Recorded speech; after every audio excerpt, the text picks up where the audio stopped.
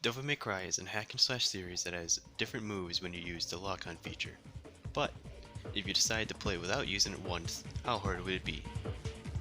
Well, I'm here to answer that question. Welcome to How Hard Is It to Beat Devil May Cry 3 Without a Lock-On? I played through the entirety of Devil May Cry 3 without a lock-on, meaning I couldn't use a variety of moves shown here on screen. With that out of the way, let's get started. Also, I would like to add, this video is inspired by Mitten Squad Can You Beat series. If you have not checked that series out, I would highly recommend it. Let's get started. Mission 1. This was pretty standard. Had to get rid of my habit of doing high time combos, so I opted to use Swordmaster for this entire playthrough. This was for Pop Shredder, the only launcher I'll have in this entire playthrough. Also, did a really big sin for a veteran Devil May Cry 3 player, and I got hit during this mission. Mission 5. Oh wait, Sean, I hear you say, what about missions 2 through 4? Funny story. I thought I recorded them, but it appears I didn't. So we're just going to have to skip past those. For the record, those ones were easy, so you wouldn't have any trouble if you choose to do so. This was the mission that I thought was going to give me the most trouble, for two reasons. One was the Jester fight, a boss you need to get all close and personal after he teleports when you shoot him. The other was Agni and Rudra, but I'll get more into that later. Anyways, Jester wasn't as hard as I thought, but Secret Mission 2, this was the hard part. My strategy for doing this mission was to always dodge roll and shoot them, but I can't dodge roll. I tried shooting them and jumps from invincibility, but that didn't work multiple times. The final strategy I did was to get them all into a corner using shotgun, and then picking them off at a distance with ebony and ivory. Now on to the boss fight. This was extremely easy. I think it's actually easier without the lock-on for whatever reason.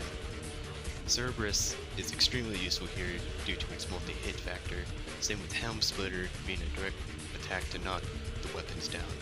Not much trouble. Mission 6. Nothing special. I did all the trials to get the Artemis gun to use for the lock-on shots, but then I forgot all about it. Also, Rebellion and Agni Rudra will be the weapons I'll be using for a long time now. Rest in peace, Cerberus. You were good. Mission 7. Funny story here. Secret Mission 3 was the secret mission in this entire playthrough to give me the most trouble. Know why? Because the jump canceling here, it just works when it wants to. The enemies jump when they want. It's just really bad. That could just be me being bad, but still. Fighting Virgil is one of the hardest things to do without lock-on. Most of your damage comes from Stinger and High Time, but without that, you really can't do anything. If you want to have an easier time, use Agni and Rudra's cross swords attack with Swordmaster. Mission 8. This level sucks. Mission 11. But wait, didn't you skip past Mission 10? I hear you say, although I don't. To that I say, I'm just going to skip past the ones that have really nothing to do with the challenge, since they're so easy. Now Mission 11. This is a very fun one. The cart battle is very hectic and fast, and it was really fun to waste a lot of enemies with swordplay.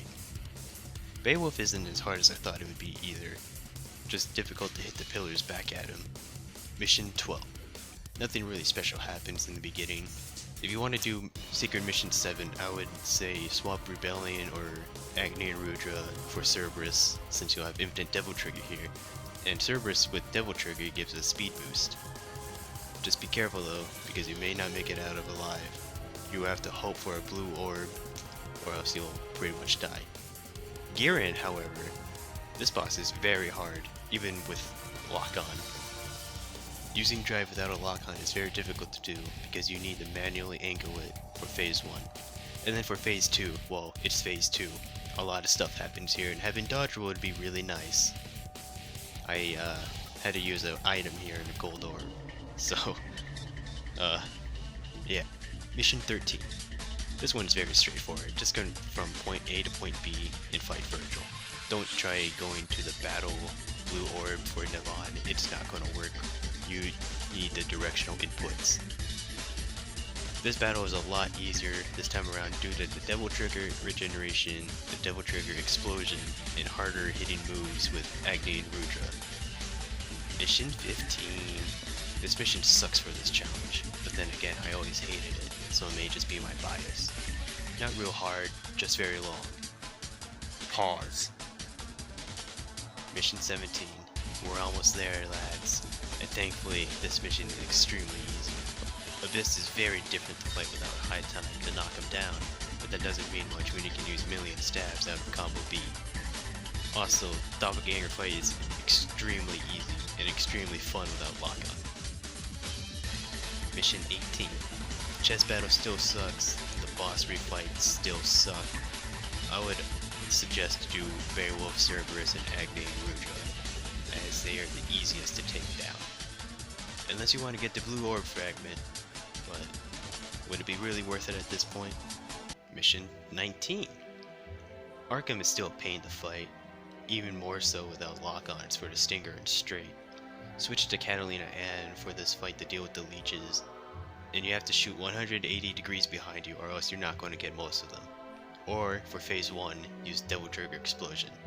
Phase 2, basically just do the same thing you're always doing, this time with the assistance of Virgil, and you're pretty much forced to use Catalina Ann here for the leeches.